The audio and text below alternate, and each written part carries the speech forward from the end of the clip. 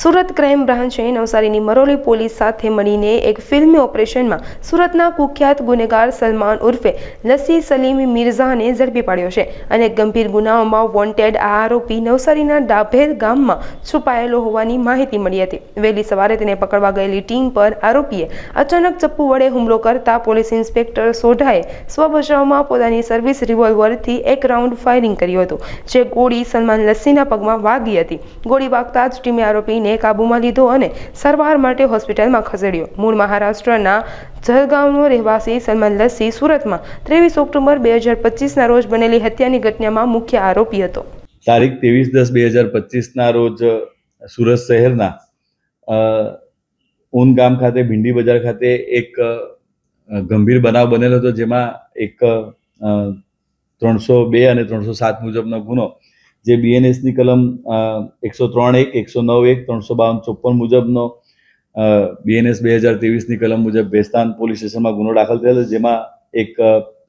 જે આરોપીઓ છે 4, તેમાં 3 આરોપીની ધરપકડ કરવામાં આવેલી હતી। જેમાં આ મુખ્ય આરોપી સલમાન ઉર્ફે લસ્સી સન ઓફ સલીમ મિર્ઝા બેગ, જે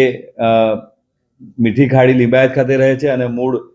જલગાંવ ચાલીસગાંવ મહારાષ્ટ્રમાં રહે છે, એ મુખ્ય આરોપી જેણે પોતાના પાસેના ઘાતક હથિયાર ચપ્પુ વડે અને લોખંડના પાઇપ વડે મારતા શકીલ ઉર્ફે બાંગાનું મૃત્યુ થયેલ હતું। જે બાબતે આ જે સલમાન ઉર્ફે સલમાન લસ્સી છે એ વોન્ટેડ હતો અને નાસ્તો ફરતો આરોપી હતો, જેને પકડવા માટે સુરત શહેર ક્રાઇમ બ્રાન્ચની અલગ અલગ પોલીસ ઇન્સ્પેક્ટર અને પીએસઆઈના અંડરમાં માણસો સાથેની અલગ અલગ ટીમો બનાવવામાં આવેલ હતી। આ જે સલીમ ઉર્ફે સલીમ લસ્સી છે, એના વિરુદ્ધમાં સુરત શહેર જવામાં ખૂબ ગંભીર ગુનાઓ, લગભગ કુલ 16 જેટલા ગુનાઓ દાખલ થયેલા છે। એ આરોપીને પકડવા માટે સુરત ક્રાઇમ બ્રાન્ચ પોતાના ટેકનિકલ સોર્સથી અને બાતમીદારોથી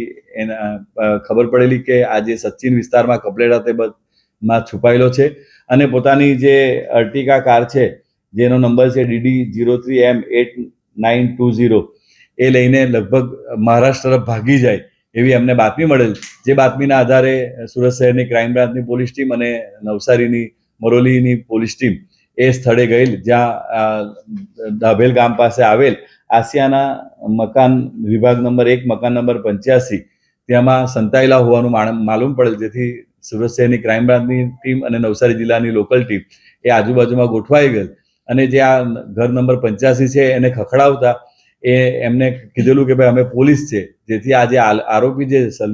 સલમાન ઉર્ફે લસ્સી એ પાછળના ભાગેથી ભાગવા જતા ત્યાં હાજર રહેલ પોલીસ ઇન્સ્પેક્ટર શ્રી સોડાનાઓએ કીધેલ કે અમે સુરત શહેર ક્રાઇમ બ્રાન્ચના પોલીસ ઇન્સ્પેક્ટર છે અને મારી સાથેના પોલીસ માણસો છે। તો એણે ત્યાંના જે એમના રીતેશભાઈ છે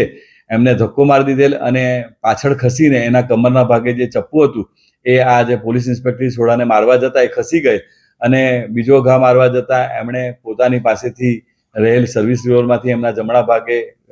ગોળી મારેલ, જેથી તે નીચે બેસી ગયેલ। જેથી તેમાં બીજા બધા જે પોલીસ અધિકારી કર્મચારીઓ આવી ગયેલ અને એમને દબોચીને એમની પાસેથી છરો છૂટવીને એમના પગમાં ગોળી વાગેલ હોવાથી લોહી લુહાણ હાલતમાં સચિનની નજીક આવેલ A to Z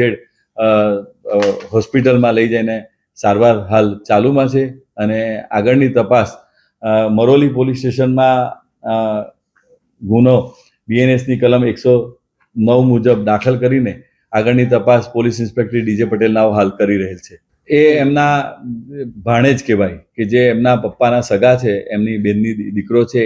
એણે મકાન ખરીદેલું હતું, એના નામ પર જ હતું અને એ 10 દિવસથી રહેતો હતો। જેના બાતમી મળેલ સુરત શહેર ક્રાઇમ બ્રાન્ચને એમણે નવસારી જિલ્લા પોલીસની મદદ લઈને આ આરોપીને પકડી પાડેલ છે।